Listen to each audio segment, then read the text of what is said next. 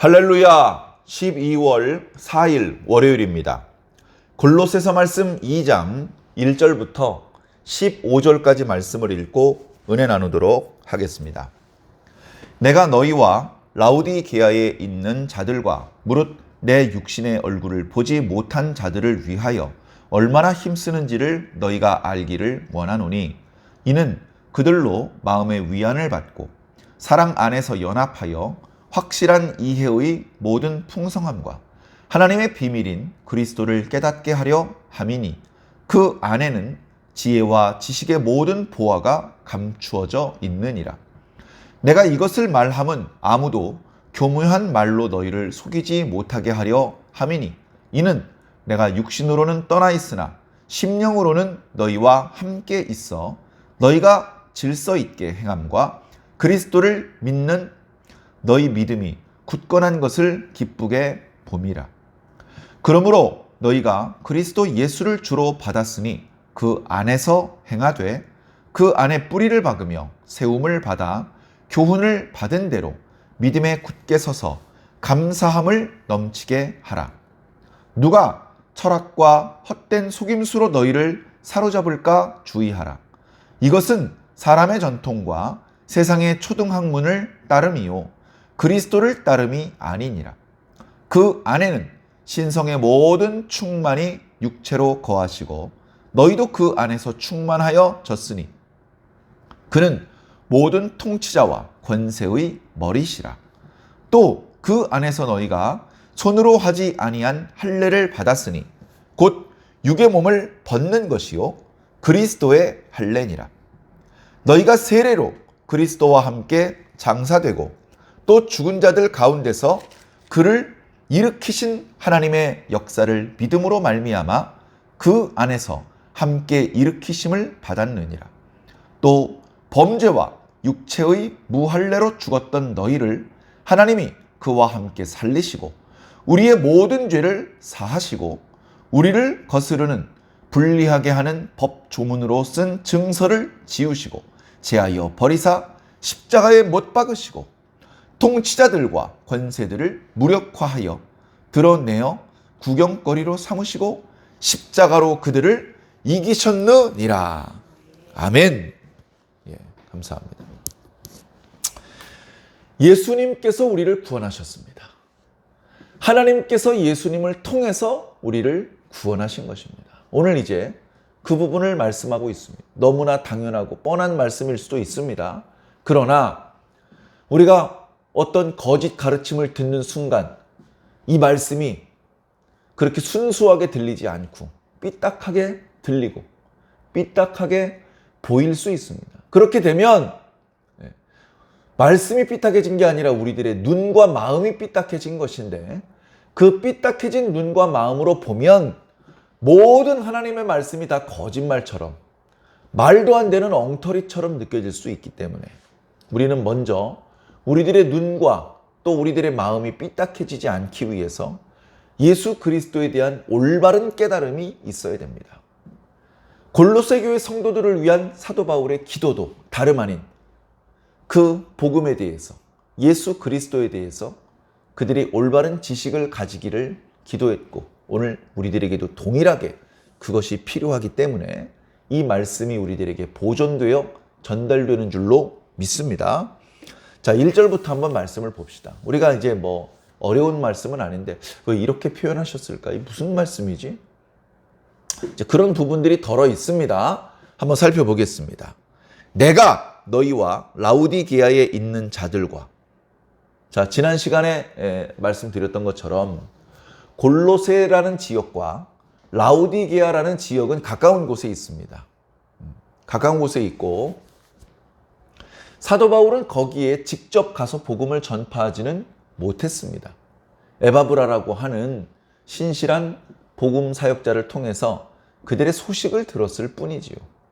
그러나 주님께서 기도할 때마다 그들이 생각나게 하시고 그들을 위해서 기도하게 하시면서 사도 바울도 그들을 사랑하게 되었던 것이죠. 얼굴도 이름도 모르지만 성령 안에서 서로 사랑할 수 있습니다.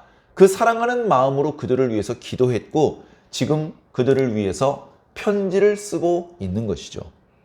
그래서 내가 너희와 라오디기아에 있는 성도들, 그리고 내 육신의 얼굴을 보지 못한 자들, 그러니까 그 지역에 있는 그리스도인들을 통칭하는 것이죠. 내 얼굴은 알지 못하지만 내가 너희들을 위해서 얼마나 힘쓰는지 너희들이 좀 알았으면 좋겠다. 내가 너희들을 위해서 힘쓴다. 힘쓰는 것은 편지를 쓰는 것이 될 수도 있고 기도하는 것이 될 수도 있죠. 그러나 편지를 쓰는 것과 기도하는 것은 다 그 핵심적인 최종적인 목적을 위한 수단들일 뿐입니다. 어떤 목적을 두고 그렇게 노력을 하고 있느냐? 그것은 다름 아닌 그들이 예수 그리스도를 바르게 아는 것, 그것을 목적으로 삼아 지금 힘을 쓰고 있는 것이죠. 자, 2절에 그 말씀이 나오죠. 자, 내가 힘을 써서 너희들이 위로를 받게 하려는 것이다. 거짓 교사들 와서 교회를 어지럽히면 힘들잖아. 이 말씀 듣고 위로 받아야지. 그리고 이 말씀 듣고 서로 사랑해야지. 그리고 무엇보다 이 말씀을 듣고 하나님의 비밀이신 예수 그리스도를 온전히 깨달아야지.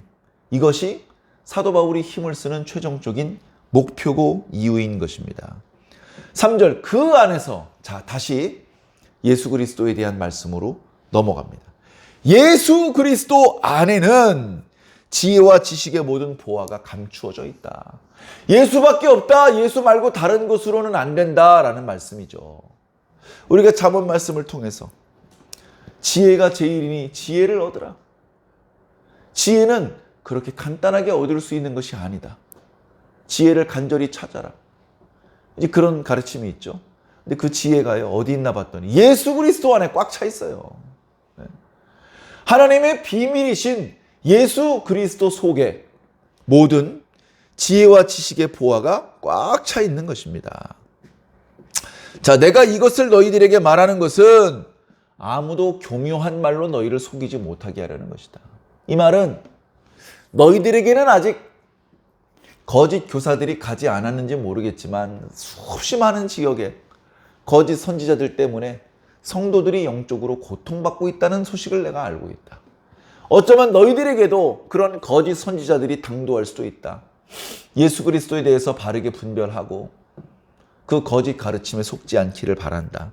그 거짓 가르침은 8절에 철학과 헛된 속임수입니다. 막 거창하게 멋있게 말하는 것 같아요. 그러나 결국 그 내용은 예수 그리스도의 공로를 깎아내리는, 예수 그리스도의 유일하심, 탁월하심, 예수 그리스도면 충분하거든요. 다른 거 필요 없단 말이에요. 예수 그리스도도 믿고 다른 것도 같이 믿어야 된다. 예수 그리스도도 믿고 율법도 지켜야 된다. 예수 그리스도도 믿고 할례도 받아야 된다. 이런 식의 가르침을 말하는 것이죠. 그러나 그것은 결국 사람의 전통이요 세상의 원칙일 뿐이다. 그걸로는 구원받을 수 없다라고 말하고 있습니다. 다시 4절로 넘어와서 아무도 너희를 교묘한 말로 속이지 못하게, 혹시 속이려 든다 할지라도 너희들이 속지 않게 하려 함이라. 이것은 내가 육신으로 멀리 떨어져 있다. 골로새라부터 지금 로마에 지금 가택연금되어 있는 사도 바울, 거리로 말하면 무척 멀리 떨어져 있죠. 그러나 심령으로는 내가 너희와 함께 있다. 내 마음으로는, 내가 영적으로는 너희와 함께 있다. 그래서 내가 너희들을 본다. 내가 지금 너희들을 보고 있다. 내가 너희들을 보니까 너희들이 질서 있게 행하고 있구나. 내가 보니까 너희들이 그리스도를 믿는 믿음이 굳건해지고 있구나. 그래서 내 마음이 기쁘다. 그렇게 이제 말하고 있습니다. 좀 더 구체적인 권면의 말씀이 이어지고 있습니다. 그러므로 너희가 그리스도 예수를 구주로 영접했으니, 다른 것을 주로 영접한 것이 아니고 예수를 그리스도로 영접했으니, 사도 바울이 사도행전 16장에 이렇게 말씀하신 적이 있죠. 주 예수를 믿으라. 그리하면 너와 내 집이 구원을 받을 것이다. 그 말씀의 이제 원어적인 의미도 사실은 이런 거예요. 예수를 주로 받으라. 예수를 주로 믿으라. 그러면 너와 네 집이 구원을 받을 것이다. 그 뜻이거든요. 골로새 교회 성도들은 다행히 예수를 주로 받았어요. 너희들이 그리스도 예수를 주로 받았으니 그 예수 밖으로 나가지 마라. 예수 안에서 행해라. 그 말씀을 하고 있습니다. 예수 안에서 뿌리를 박아 세움을 받고 교훈을 받은 대로 믿음에 굳게 서서 감사해라. 왜 감사합니까? 이미 다 받았으니까, 충분하니까. 아이고 아직 부족한데 또 새로운 거 안 주시나? 아쉬우면 아직 감사가 안 돼요. 근데 다른 거 없어. 예수 안에 다 들어있어. 너희들은 이미 다 받은 거야. 그러니까 감사해. 그렇게 말씀하고 있는 것이죠. 다시 8절이 되었습니다. 누가 철학과 헛된 속임으로, 철학이나 헛된 속임이나 같은 말이죠, 너희를 사로잡을까 주의하라. 그놈들은 말 안 들어요. 야, 그 헛된 속임수로 사람들 현혹하지 마 라고 하면 듣겠습니까? 말 안 들어요. 그러니까 그런 일들은 늘 있을 수 있습니다. 오늘 우리들의 시대에도 있습니다. 제가 어저께 운전하면서 어디를 가고 있는데 어떤 버스가 지나가는데 버스 겉에 이렇게 광고가 되어 있더라고요. 신천지를 광고하는 그런 내용으로 꽉 차 있었습니다. 그 버스에. 하지 말라고 아무리 부탁을 하고 사정을 해도 걔네들은 말 안 들어요. 걔네들은 계속해서 헛된 거짓된 가르침을 가르칠 것입니다. 그저 우리가 속지 않도록 주의할 필요가 있는 것이죠. 자, 그리스도를 따르는 것이 아니다. 헛된 가르침이다. 사람의 전통이고 세상의 초등학문이다. 세상의 원리다. 그걸로는 구원받지 못한다. 자, 9절. 예수 그리스도 안에는 신성의 모든 충만이 육체로 거하시고, 예수님께서 육체를 입고 이 땅에 오셨는데 육체는 보통 우리가 신성하다고 말하지 않아요. 육체는 속된 것이죠. 그런데 예수 그리스도께서 입으신 육체는 신성으로 꽉 차 있습니다. 하나님의 은혜와 진리가 충만하더라. 말씀이 육신이 되어서 우리 가운데 거하시네. 그것이죠. 자, 10절. 너희도 그 안에서 충만하여졌고 그는 모든 통치자와 권세의 머리시다. 너무 지나친 표현 아닙니까? 만물이 예수님을 위해서 창조됐다니까요. 만물이 예수님을 통해서 만들어졌다니까요. 전혀 지나치지 않습니다. 우리가 예수님께 대한 이해가 잘못된 거예요. 우리가 예수님을 너무 조그맣게 생각하고 있어요. 예수님은 큰 분입니다. 그걸 모르면 우리도 속을 수 있기 때문에 주의하여야 될 줄로 믿습니다. 11절. 그 안에서 너희가 손으로 하지 아니한 할례를 받았다. 과거 유대인들이, 과거 이스라엘 백성들이 아브라함 이후에 할례를 받았습니다. 그들의 전통이 되었죠. 할례라는 것은 하나님의 언약 백성이라는 표식입니다. 사람이 할례를 베풉니다. 아브라함이나 나중에 하나님을 믿게 된 사람이 아니라면, 이스라엘의 자녀들이라면, 유대인의 자녀들이라면 난지 8일 만에 할례를 받는 것이 전통입니다. 성전에 가서 그 아이를 위해서 제사를 드리고 기도하고 할례를 받고 이름을 붙여주는 것이 유대인들의 전통이 되었죠. 그러나 사람이 한, 몸에 한 할례는 한계가 있다. 그것만으로는 이제는 하나님의 백성으로 인정받을 수 없다. 그건 옛날 이야기다. 너희들은 몸의 할례를 받지는 않았다. 그러나 사람으로 하지 않은 할례를 받았다. 그것은 예수 그리스도의 할례다. 자, 그렇기 때문에요, 저와 여러분들도 할례를 받은 겁니다. 몸의 할례를 받은 것이 아니고 우리들의 마음과 생각과 영혼에 할례를 받은 것입니다. 할례는 남자만 받는 것인데요, 그리스도의 할례는 여자들도 받는 것입니다. 모두가 그 할례 안에서 하나님의 언약 백성이 되는 것입니다. 또 그 안에서 너희가 손으로 하지 아니한 할례를 받았으니 곧 육의 몸을 벗는 것이다. 그리스도의 할례라. 너희가 세례로 그리스도와 함께 장사되었고, 이 세례는 우리가 예수 그리스도를 믿을 때 세례 받지 않습니까?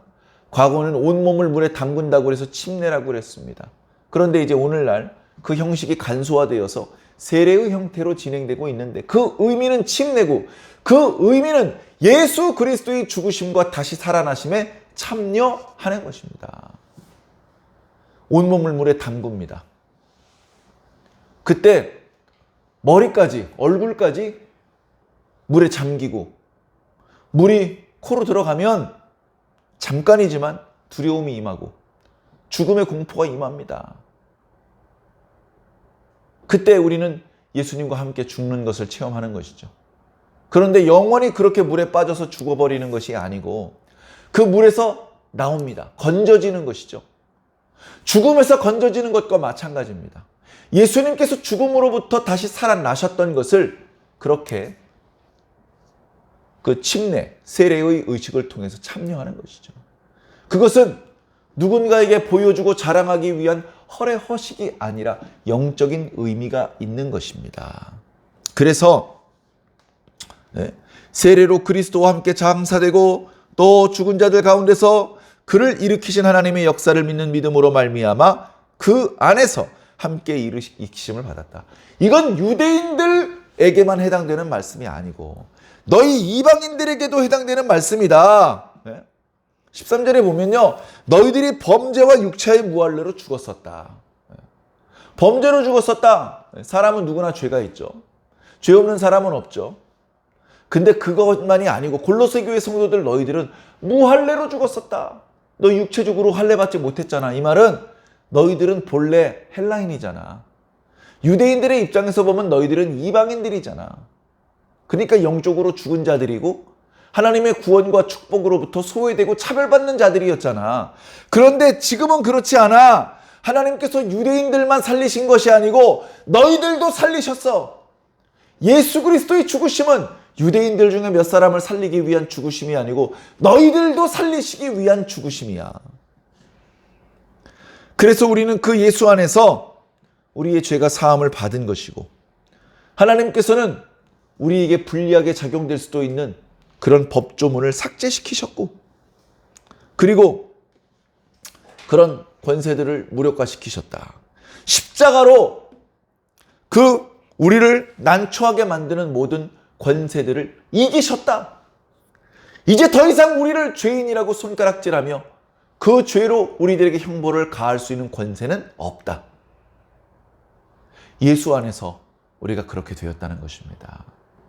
예수님 떠나서는 그 특권과 구원과 그 권세를 다 잃어버리고 다시 죄인의 신분으로 전락되고 다시 형벌 밑으로 들어갈 수밖에 없는 것이죠.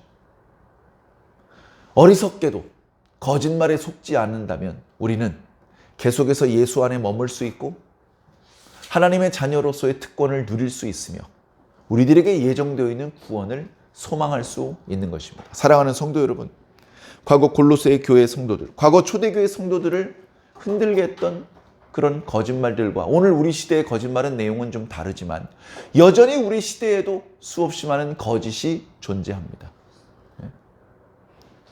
기독교의 가르침 말고도 구원받을 수 있다라고 가르치는 타종교들이 있습니다. 기독교 안에도 이단들이 있습니다. 종교를 떠나서 황금만능주의와 쾌락주의가 있습니다. 여러 종류의 거짓말들이 존재한다는 것이죠. 우리는 그 거짓말들 속에서 분별해야 됩니다. 분별한답시고 예수님도 믿고 세상의 원칙도 믿고 그렇게 양다리를 걸치면서 참 현명하게 처신하고 있다 스스로 자부하는 그런 분들도 있는데 그렇지 않습니다. 우리의 삶의 원리는 딱 하나여야 됩니다. 예수 그리스도. 다른 것이 있어서는 안 됩니다. 물론 우리가 땅을 밟고 살고 있고 믿지 않는 사람들과도 이렇게 함께 지낼 수밖에 없지만 우리들의 삶의 원칙은 오직 예수 그리스도이어야만 하는 것입니다. 다른 것들이 있는 것은 알지만 우리가 그것을 진심으로 인정하고 우리가 마음속으로 그것들을 다 받아들이고 우리가 그 원칙에 맞추어서 사는 것이 되어서는 안 되는 것이죠.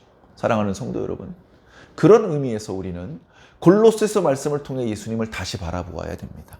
골로새서 말씀을 통해서 우리들의 신앙을 다시 점검해 보아야 됩니다. 우리는 철저히 예수 중심인가? 예수님이 더 퍼스트가 되면 안 됩니다. 더 only 오직 예수가 되어야 됩니다. 그 예수 안에서 꼭 승리하시기를 예수님 이름으로 간절히 축원합니다. 아멘.